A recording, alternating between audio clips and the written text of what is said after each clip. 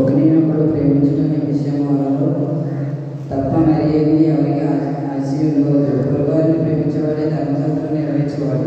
దేవాలయానికి వ్యభిచరింపవద్దు, అర్హత చేయవద్దు, దొంగలెత్తవద్దు, ఆశింపవద్దు అనేవి మరి ఏ ఆజ్ఞని అనగా నీ వల్ల నీ పొరుగువారిని ప్రేమించవలే వాక్యంలో సంక్షేమము ఇమిడి ఉన్నది.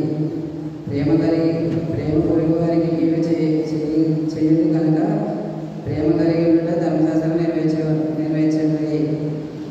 ఇంతటితో నేను దినవరకు ఏర్పాటు చేయకుండా పత్రిక వాక్య భాగం ముగిసింది. హల్లెలూయా హల్లెలూయా హల్లెలూయా.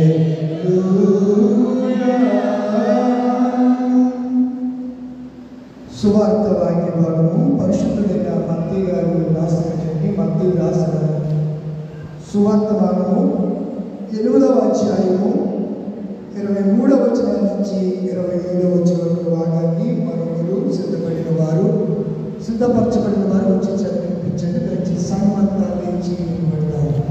ఓ